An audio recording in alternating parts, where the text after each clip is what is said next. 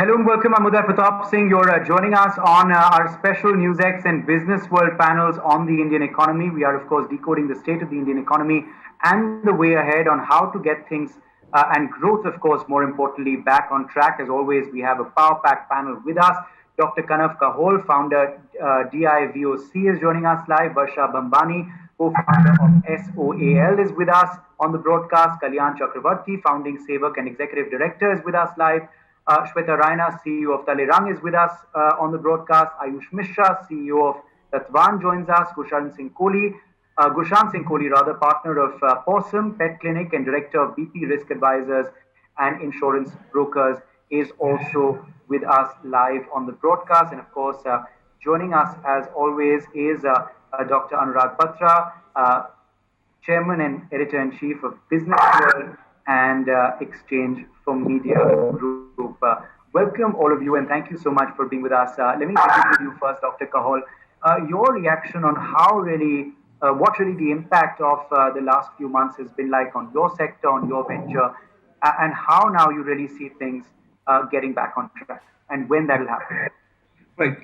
Thank you for having me on the panel. Our company that we just recently formed is called DIVOC, which is literally COVID spelled backwards. And we are looking at actually creating healthcare patterns and healthcare systems that will actually go ahead and reverse this pandemic of COVID. It's actually, I'm an innovator. I'm a former professor from US. I moved back to India to work for rural India, and I have been doing this. And it's amazing and really great to see how innovation is now being rewarded. I think that's been one of the big positives of how COVID has moved on. We've actually seen a tremendous increase in our business, almost around 350%. In terms of being able to look at defense sector, look at healthcare sector, and expand services. And people are so open to innovation right now. So for me, that's the big thing. I don't see COVID going away. I think even with the vaccine, we're looking at 3-4 years before we actually start seeing somewhat of a normalcy to repair. So I think it's very important for all of us businesses to now reimagine what the new future is going to be and really plan for it. I think the time for imagining that come May this will finish or come October this will finish is gone. I think we need to relook at our supply chains. We need to relook at what is consumption. We need to relook at how we will actually get people to start consuming again, how the economy will come back, and really plan for the long term. Thank you, Dr. Kahol. I would want you to expand on what DIVOC does for the benefit of our viewers. Tell us how can they benefit from DIVOC? Right. So DIVOC essentially right now is we've just established our first laboratory. So it's a laboratory in Delhi. This is a laboratory that can do every test, including COVID. We are just started to do COVID tests. But what's also unique about it is we are actually bringing the lab to your home. So a phlebotomist, a guy who comes and collects your blood, will not only be able to collect your blood, but actually have point-of-care devices that can do up to 42 diagnostic tests right there in your home. So let's say somebody... It's a cloud diagnostic solution.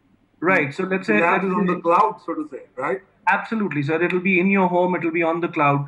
And let's say somebody has fever in your house. Within 10 to 15 minutes, you'll be able to know if it is dengue, malaria, chikungunya, typhoid, or influenza. And that's a big Hopefully change. No fever. People who don't have fever, hopefully they diagnose that they don't have anything. Absolutely, sir. Yeah. And that's the point, right? Being able to know that instantly. It's the instant generation. So let's actually let India be the leader in actually making and enabling this. Thank you, Dr. Kahol, for doing what you do. Let me bring in Ms. Shweta Raina of Talerang into the conversation.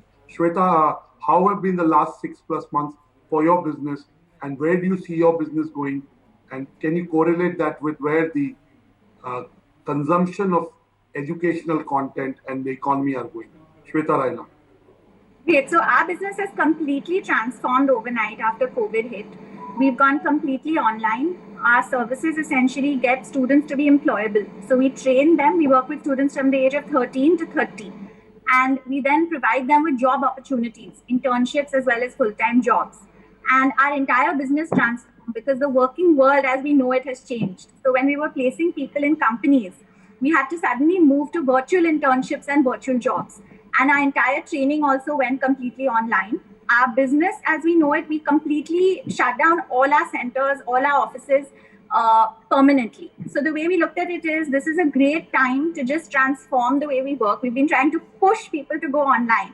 But instead of a push here, they didn't have an option. And as a result, now we've shut down all our offices and we're planning to just be work from home. It's so much more efficient for everyone. And I think if you have a team that you trust, you can get work done from home as well or better. So it's been great for us, and we've seen numbers shoot up. We've also seen customers from all over the world, including the US, including other parts of Asia. So that's been great in terms of EdTech. And in terms of how this is going to impact our industry, I think the globalization of content and services has now begun.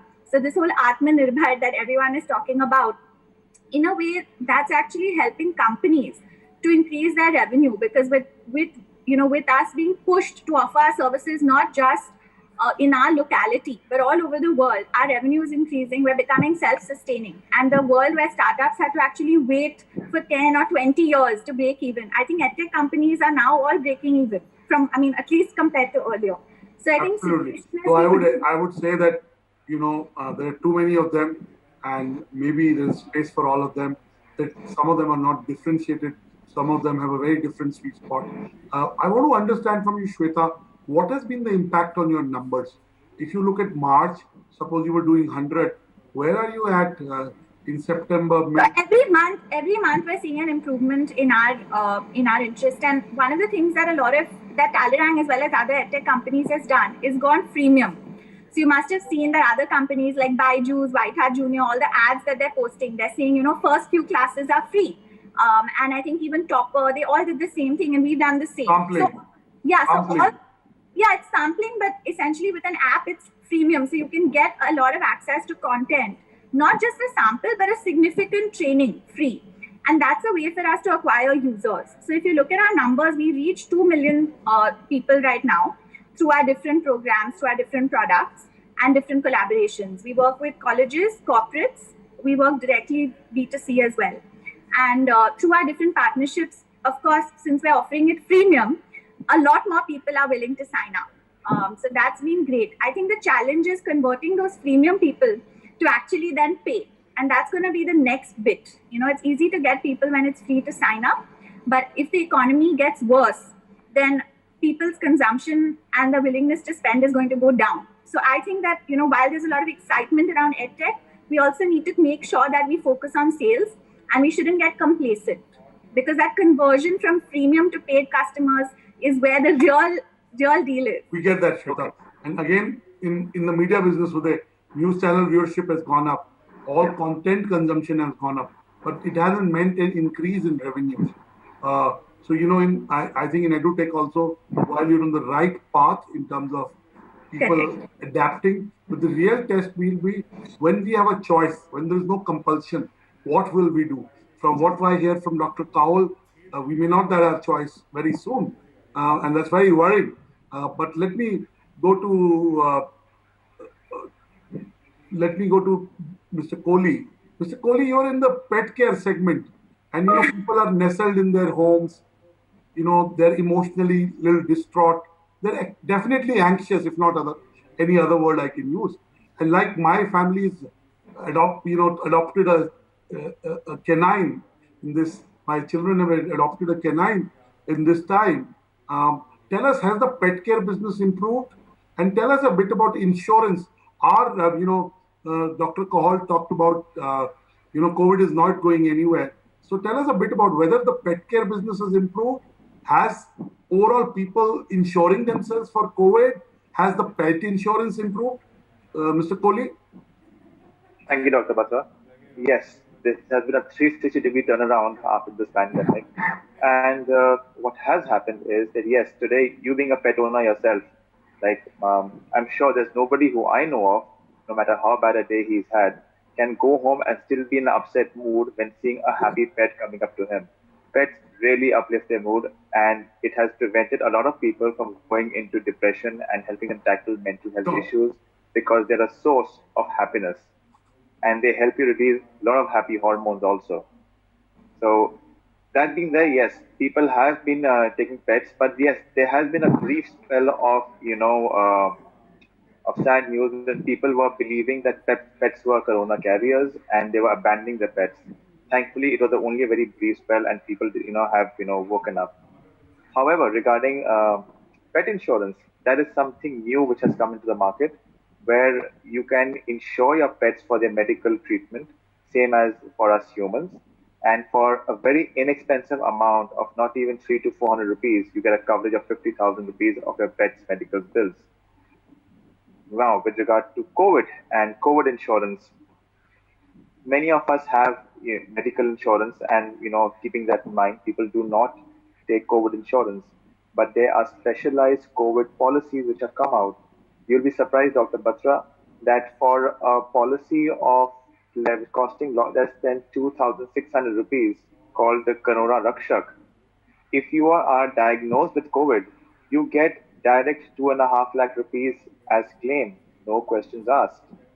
And there's another policy which is known by it is known as Corona Rakshak. New policy, you're also getting used to it. Yes, there's two, Corona Rakshak and Corona Kavach.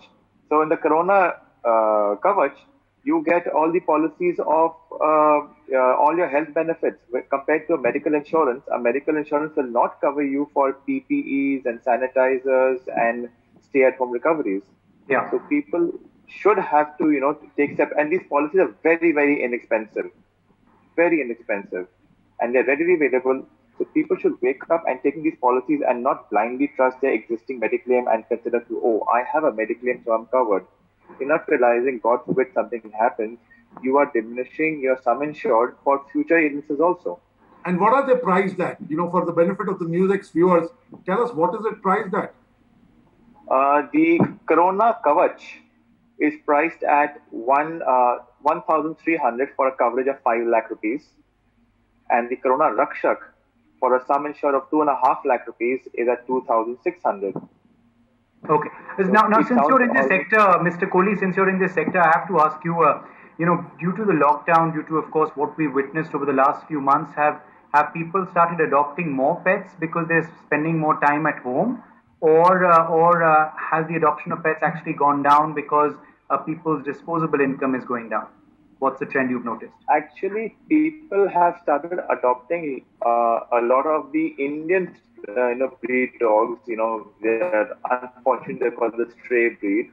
But after the PM's Mann Ki Baat recently, people have readily been adopting the Indian dog, which is a far superior breed to the recognized breed which we normally have. Mm-hmm. They are very alert. Their immunity levels are very high. And recently, the Calcutta Police Force has taken the Indian breed dogs into the police force. And people have realized dogs are a source of happiness. Moreover, if you're taking a dog for a walk, you are also going for a walk yourself. So it's like a post-fitness routine that you have it. Okay. Yes. Really, I'm now confused whether to take Corona insurance or to take a pet insurance, because I'm the pet in my house. But on a serious note, let me bring in Mr. Mishra. Mr. Mishra, you're in the healthcare domain. Tell us what has happened to your business in the last 6 months, and tell us, how do you see the Indian economy kind of progressing over the next few months? Mr. Mishra? Sure. So my company is in the business of telemedicine, and we offer telemedicine in small towns and rural areas. So in terms of business, it's extremely encouraging since Corona and the lockdown has happened. Especially for digital health and telemedicine. In terms of revenue, we have seen a growth of 70 to 100% month on month since the lockdown happened. But there is a far more interesting trend apart from the revenue growth. And as you rightly said, Dr. Batra, that more than revenue, in terms of media, the viewership has increased. Similar for us. The kind of interest that has increased, especially in villages. I receive calls from the remotest Indian villages in UP, in Rajasthan, from their sarpanch. They call me and ask me, can you set up a telemedicine clinic in my village? We want to safeguard ourselves from all future, pandemics and infections like that. Now they have started paying attention to very, very small, minute details. For example, sanitation is a huge problem in Indian villages, and because of bad sanitation, a lot of kids get a lot of infection. Now they want to address that issue as well, not just Corona. So, and they themselves are, calling me, going online, trying to figure out who are the players, and then calling me and asking me to set up a clinic. They are happy to connect me to a local doctor and help me to set up a center there.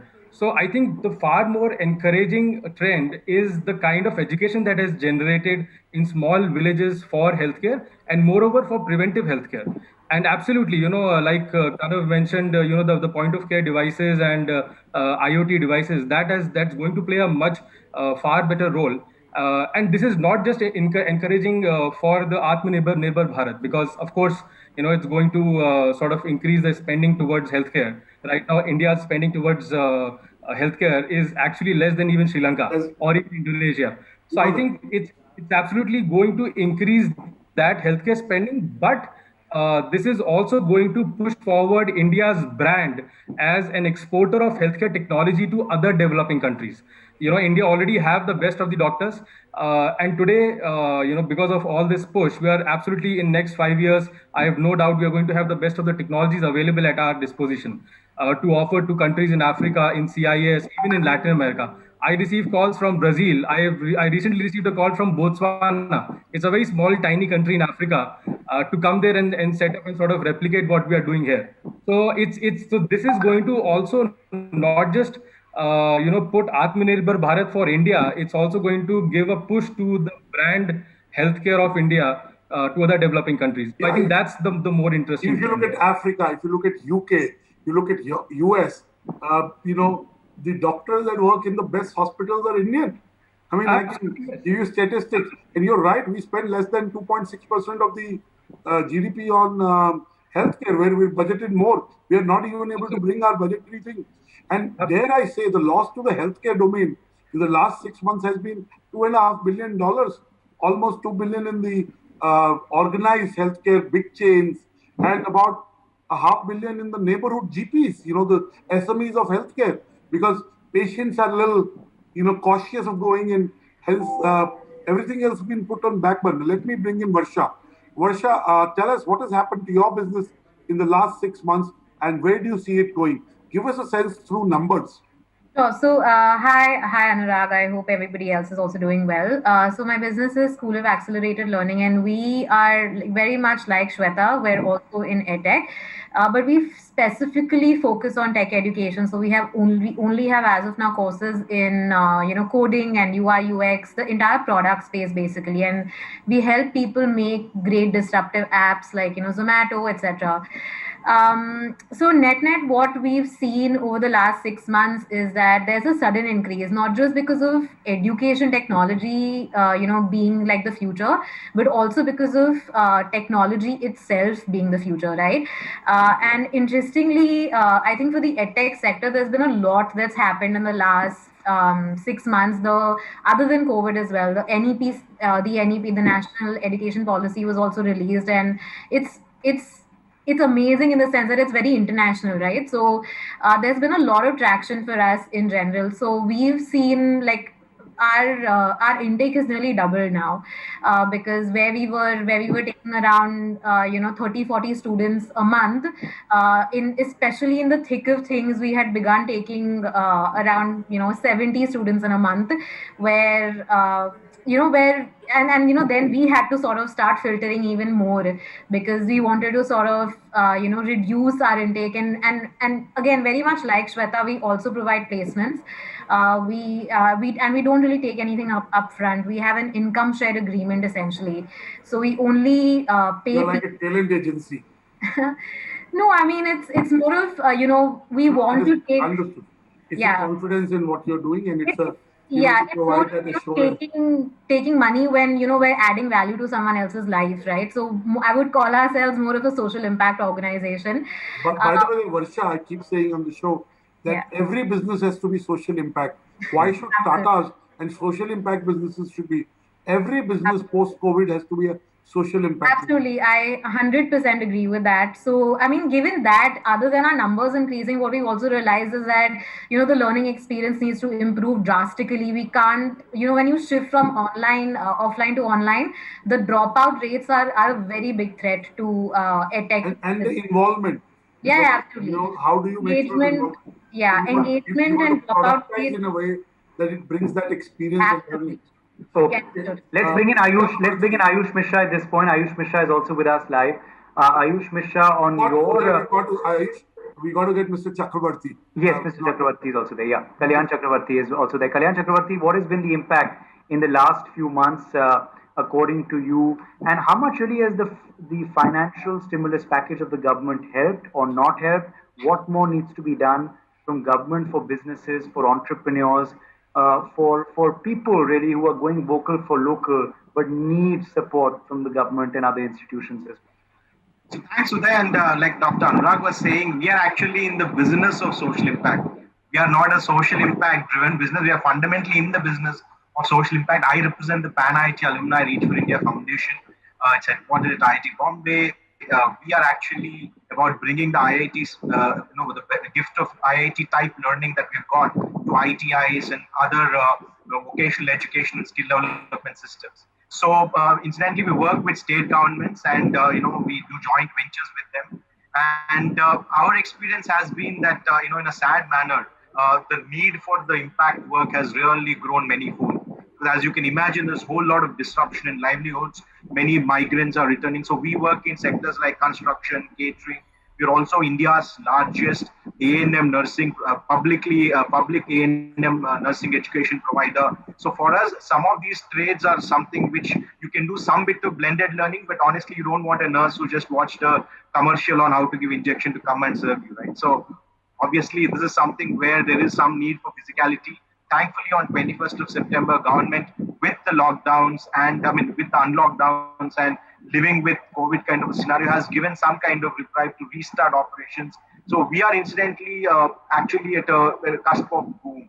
There's so much of demand. We've had calls coming in from our employers. We work on a skill loan based model with assured placement in construction, all these sectors. And so coming to the stimulus, I think in some sense what has happened is that the entire not-for-profit sector has been probably not even part of the calculation. It's completely excluded. Now, what we need to realize is that there are three actors in the country, right? There's government, there is business, and then there are societal actors like us and others. Now, businesses are obviously doing what best they can do, but honestly, the kind of impact and devastation that has been left behind cannot be done by government alone. So if they do not support at this time of need other foundations and other organizations, then obviously government is left for itself pending. So we've actually worked with government to set up COVID labs, etc. So that Pan IIT has done, but that's because we have the apparatus to do. But so therefore, coming to us, I think economic stimulus is something which is missing. I think even simple things like people can defer their PF for our construction workers. Why should they be saving at this point in time when they really don't have enough? More steps need to be taken, more incentives need to be given. Okay, before we go back across to Ayush Mishra, who's been waiting patiently, CEO of Tatwan. Kalyan, you were making an important point about the expectations that the social sector and corporate sector has from government collaborations. These private public partnerships and also other incentives that government should provide people at this point, to get them spending, also, to help their pocket a bit at this time. Just elaborate a bit on that point before I go to Ayush. Great point, Uday. So actually, I was explaining, we work with construction workers, right? Now, PF at this point in time is a luxury they cannot afford. So what is required is to eventually increase the take home for any cadre of people. So maybe up to 25,000 rupees, for example, there can be exemption for this year to contribute to PF, at least for the employee, right? Or second, for example, income tax, we can probably defer it or find a way to waive off, at least for the small people up to 10 lakhs or whatever. So fundamentally, I think our expectation has been that because we are in the livelihood, intervention, one is that, of course, there's a whole lot of direct income benefit that all of the middle class and lower middle class can get, which I think have been left out so far. And just deferring income tax, in any case, incomes are falling, jobs are getting lost. So it will be a good booster confidence-wise. That's one.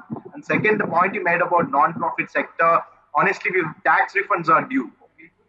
There's a whole lot of, I think the voluntary sector and the social sector have to be looked at a little more liberally, because banks are also not obviously lending to them, and they are an important facet of the entire, entire balance, like you mentioned, of the Samaj Sarkar Bazaar. So, the Samaj part has to be kind of given strength and focus really to find ways to kind of implement some of these Atmanirbhar initiatives. and find ways to kind of, and if it means printing more money, that's fine. That's very, very okay at this point in time. Everybody from US elsewhere have done it. So I think it's important to act now, because I think the amount of forbearance for Indian system has kind of reached its limits now, 4-5 months. Beyond this, without some serious resumption of activity, is going to be difficult. And so that's what I think is important to be done. Okay. Let me open Ayush Mishra. Ayush Mishra, last but not the least, on your views, of course, on the current state of the Indian economy, how your sector has been affected, the mood really prevailing in entrepreneurs like yourself, and what really needs to be done to alleviate that mood. Also, any lockdown lessons that have been learned. Shweta and Varsha were, of course, talking about some of the positives as well, some of the positive trends that have emerged from the last few months. How have you viewed it, Ayush? Yeah, so I would like to add a point to what I mentioned earlier. So yes, because of the lockdown, I think the mood might have gone down in the initial months, but then I think the entrepreneurial spirit in itself has risen across spectrum, as I see and I speak to my fellow entrepreneurs. And I think this is a blessing in disguise, because the entrepreneurs in my sort of age group today have gone through this the most difficult drilling, as I would say, that the whole world has gone through in the past 100 years.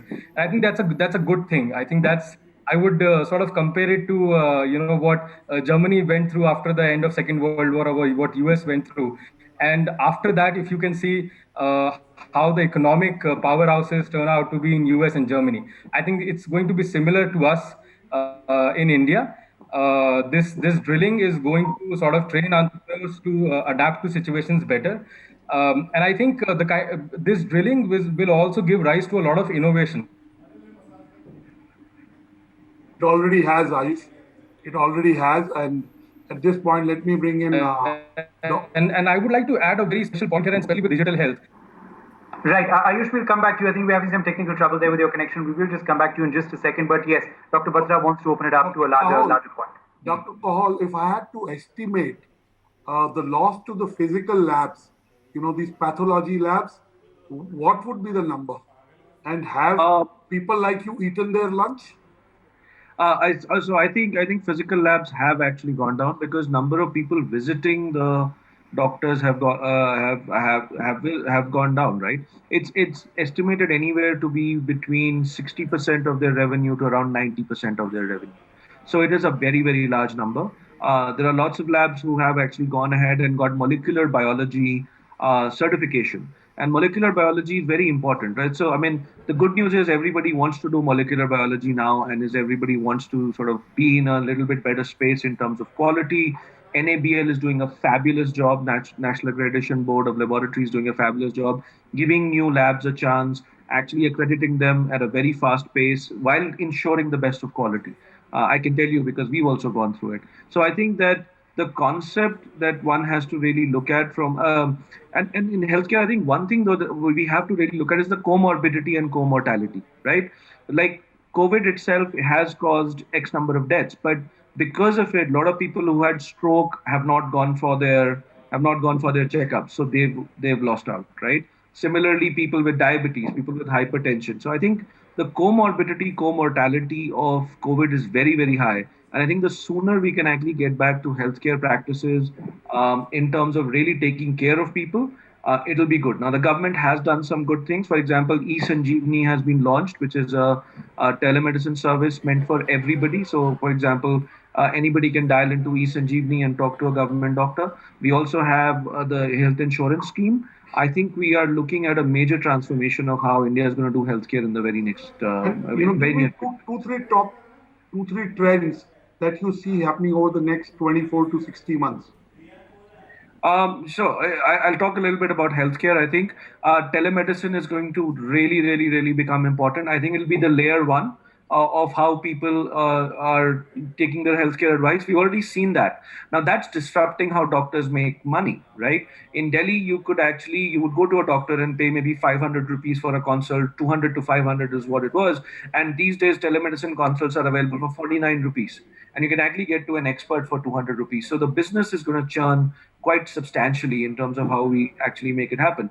And I think what's great is, what will be the greatest healthcare system is where a doctor is paid if he can keep people healthy, right? So I think we are actually getting to that very important thing. So telemedicine is going to pick up. And I read a lot of magazines for the last 30 years, and I read in a Time magazine issue about 5 years back that in some years there'll be medicine that can help you live till 150 years, 100 years.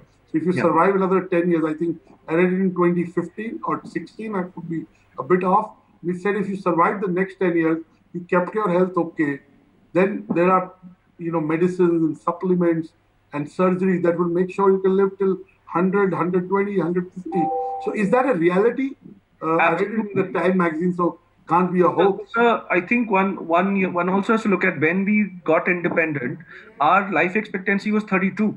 Today it is 67. So it has doubled, in 70 odd years. So I think yes, there is actually a lot that's happening in healthcare that is going to help us live longer. Preventive healthcare, of course, will become bigger, as you rightly are alluding to. Absolutely. And what's great is that there's a business model. See, first it was preventive healthcare was like taking your car to a guy who's repairing, who makes money by actually repairing your car versus keeping it fit.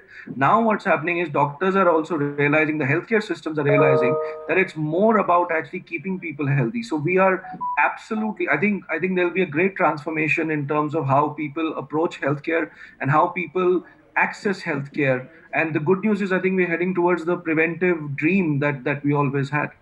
Sure. Dr. Kohli, Gurshan, you wanted to talk about the fact that, health insurance is important, but COVID insurance is important, pet insurance happened.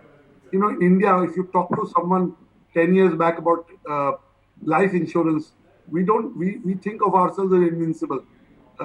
We think that our propensity to buy life insurance, health insurance for the kind of country we are in is the lowest. So tell us, are you seeing traction in pet insurance? Are you seeing traction in COVID insurance? Gurshan Kohli? Yes, Dr. Batra.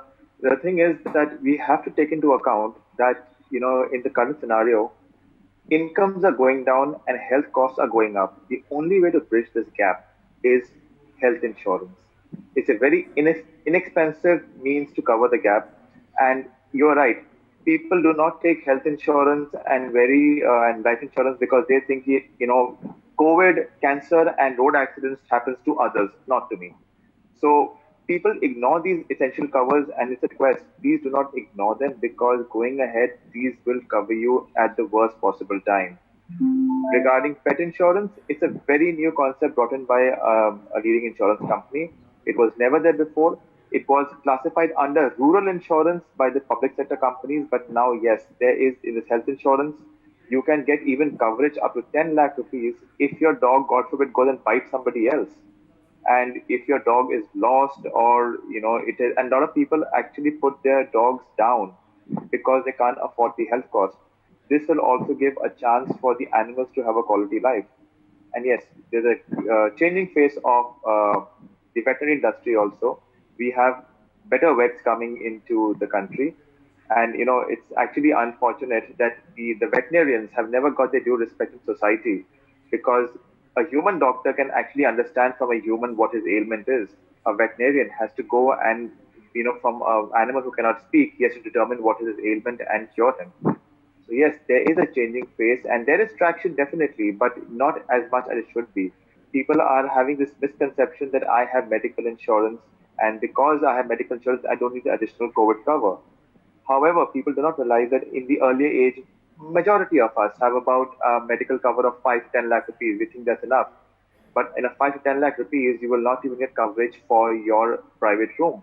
There is a new medical cover come out where you have a coverage of close to 1 crore, which gives you the inclusions of, organ transplant and treatment abroad and everything. And for somebody less than the age of 40 years, you can get a 1 crore health insurance for your family included, less than 50,000 rupees a year. Sure. So I'm glad you are saying this on NewsX. I'm sure our viewers will benefit from it. The consciousness will reign. Shweta, coming to you, if I were to talk to you 1 year from down the line, how much impact you would have had.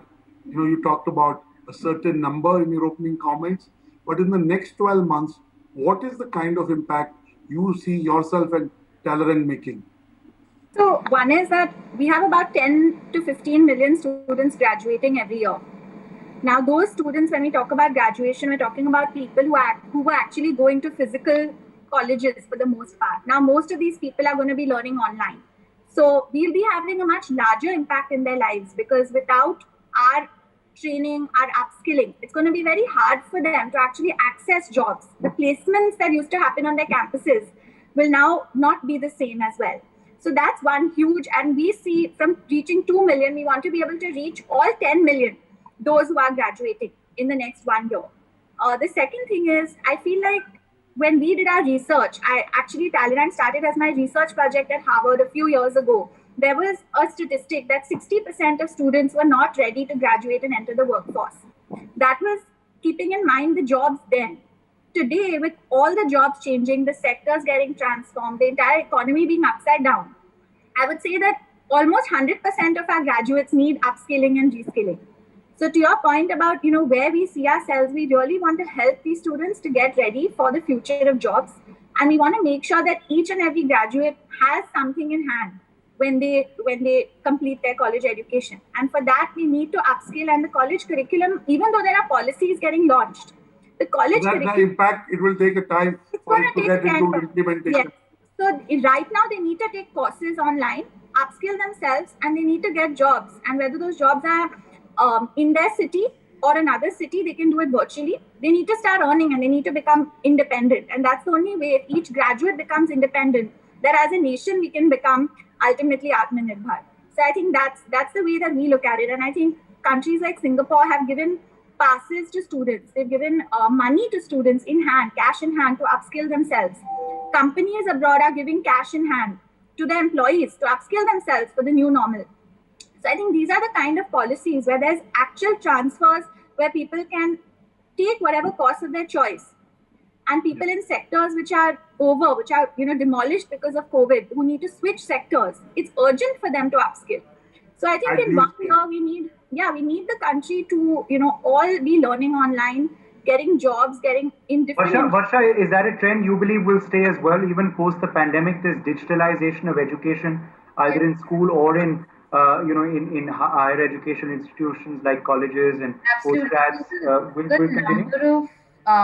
The number of schools that have now started looking for instructional designers or instructional technologists suddenly has, I think it's like, if you just do a basic job search on Naukri, you will see that the colleges like Amity and Lead School, Lead School is very is very internal Maharashtra focused. So suddenly these schools are now looking for technologists to create their own learning apps, because they realize this. They can't. Education is not a sector. I think again, very rightly, as Shweta said, education is not a sector that people can compromise on, because it's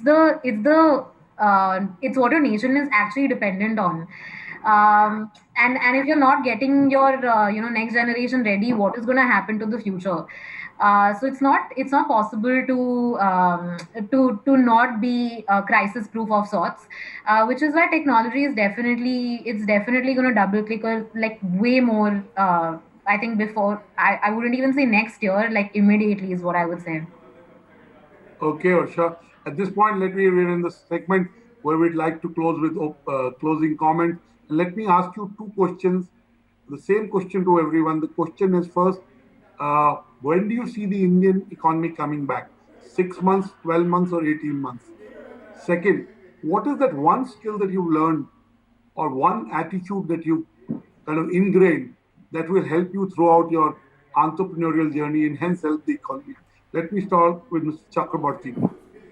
Mr. Chakrabarti. So, Dr. Anurag, I would, I think, guesstimate about 12 months, because when I say that it will take... When the vaccine is found, or 12 months from now? I think 12 months from when the vaccine is found, because that's when the resumption of entire activity would happen. I also wanted to make one point to both Shweta and Varsha about digital learning. We need to keep in mind the digital divide of the poor, where, for example, we should not assume that technology automatically will obviously, solve all the problems. We need to keep in mind that they are an important constituency, and this should not lead to digital exclusion. So that's one thing we should definitely guard against. Second point about, you had mentioned about, I just also wanted to add that, credit for the poor, right? Less than 1 crore in this country is only 7% of 63 lakh crores of deposits that are there. Only 7% is going as credit to the sub 1 crore category. So the bigger guys are getting the larger chunk. We are not having credit inclusion as well. So digital inclusion, credit inclusion, these are absolutely two things, if you ask me, instead of one. I think we should take on from now as a trait we need to keep in mind as part of the COVID learning. Thank you so much. And what is the one trait you've learned that will help you throughout your life? I think taking opportunity from challenge, right? I mean, fundamentally pivoting is all about that. We had set up labs where we had no experience about it. We set up nursing colleges, but labs is a new learning, but learning that and doing what is needed at this hour of need. Everybody, like you said, has to become impact oriented. I think we need to now make this into a rapid fire because we're running out of time. So let's Indian economy back when? 12 months, 18 months, 6 months, when? Ayush Mishra? Yeah, I think it will easily take two years from now. 24 months. Absolutely 24 months. Building economy back also means building confidence in the people. And economy, so Mumbai, Delhi, Hyderabad is not going to revive the economy. Small town and rural villages are going to revive this economy. And building confidence there and putting hands in the money in the rural population is a huge task. So I'm pretty sure that's the only way demand will come back. And what's that one lesson you've learned that will help you throughout your life? I think time management is something that I've learned too much in the lockdown. You have a lot of time. Probably less working. You're working actually more. When do you think the economy will be back? And what's the 24, I think 24 to 36 months, depending on two things. You're the most pessimistic guest we've got on our show. You have, but I hope you're wrong. I hope I'm wrong too, sir. But you're way off, and So in January, when COVID came, I had actually predicted 90,000 cases if India did a lockdown, and you can see how wrong I was, but in the wrong direction, because people were making fun of me when I said 90,000 in India back then. I do think it's going to 24 to 36 months of people. For those of us in medical field who worked with vaccines, we know this is not going to be, it is going to be a bumpy ride. It is going to take some time for it to be assimilated, which is why I say, but there are two factors that I think will make it either 24 or 36 months, which is the level of stimulus that the government gives and the focus on innovation. I really genuinely believe India needs to find its niche. And what have you learned, your one lockdown lesson that will help you? Perseverance. Yes. And quickly, Varsha, when will the economy be back? What's your lockdown lesson? I think 18 months from your options, and I'm quickly going to jump to the lockdown lesson. I think that having empathy for both my learners and my team, that's been the biggest lesson. There are way more different problems right now. Absolutely. Yeah. Gursharan? Okay. Gursharan, how many months? Dr. Batra. I'm looking at Dr. Batra, 18 months. And what's your lockdown lesson? Is be very thrifty with your resources, and if you have enough to spare, build a larger table, don't build a wall. Thank you so much. Shweta, you're the final one. How many months and what's your lockdown? I would say 3 to 5 years to actually bounce back, because we were already seeing a slow growth rate. You just beat Dr. Kawal. We were only growing at 4% last year before COVID. So if you want to bounce back, I'm talking 8-10%. That's going to take us 3 to 5 years. Opinion. Secondly, lockdown is to think big and not just get constrained, but stay motivated and think big. I'm going to have to interject there. We're completely out of time. My thanks to all of our panelists for joining us on this particular special edition of the BW NewsX panels on the Indian economy. Wish you all the very best in the days ahead. Wish our economy also the best in the days ahead. For more such videos, subscribe to the NewsX YouTube channel, hit the bell icon.